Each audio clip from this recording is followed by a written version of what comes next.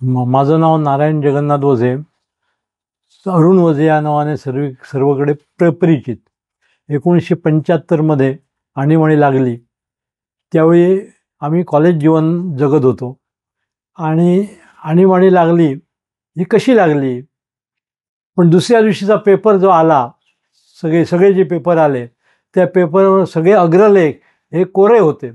म्हणजे पेपरवाल्यांना सुद्धा, जे वर्तमानपत्र आहेत, प्रिंट मीडिया, तेव्हा प्रिंट मीडियाच होता, त्यांनासुद्धा त्याची दडपशाही जाणवली होती आणि वर्तमानपत्रावर सेन्सॉरशिप लादली गेलेली होती. त्याच्यामुळे आणीबाणीचे गुणगान करणाऱ्याच बातम्या सर्वत्र येत होत्या. त्यामुळे देशामध्ये काय चाललं आहे, काय नाही, काय चाललं आहे ह्याच्या संदर्भात सर्वांना माहिती मिळत नव्हती. फक्त केंद्र सरकारचा 20 कलमी कार्यक्रम हाच सगळीकडे राबवला जात होता. दडपशाही सगळीकडे होती, कुठे बोलता येत नव्हतं चार चौघात.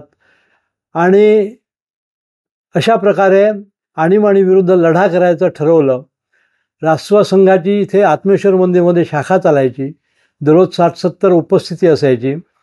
आणि 4 जुलै 1975ला संघावर बंदी आली. आम्ही त्या दिवशी माननीय सुरेशरावजी केतकर आमच्या शाखेला भेटीसाठी आलेले होते. आणि त्याचवेळी बातमी आली की संघावर बंदी आलेली आहे. मग आता काय करायचं असं आम्ही त्यांना प्रश्न विचारला. ते म्हणाले, तुम्ही थंड राहा, काय करायचं असेल ते ठरवलं जाईल, त्याप्रमाणे तुम्हाला सर्व मिळेल, माहिती मिळेल. असं झाल्यानंतर काही काळानंतर दुसऱ्या दिवशी आम्ही तिथे परत खेळायला गेलो, तर एक सरंग आणि सावंत या नावाची 2 पोलिसांची जोडगोळी होती. ती जोडगोळी आली आणि त्याने सांगितलं, इथे खेळायचं नाही, तुम्हाला खेळता येणार नाही. मग म्हटलं, संघावर बंदी असली तरी आम्ही इथे खेळतोय, ते ध्वज लावलेलं नाही, शाखेच्या आज्ञा नाहीत, काही नाही, मग तुम्ही आम्हाला कसं सांगताय? तुम्ही जास्त शहाणपणा करू नका, तुम्हाला आम्ही अटक करून जाऊ, तुम्ही उद्यापासून इथे खेळायचं नाही. ठीक आहे म्हटलं.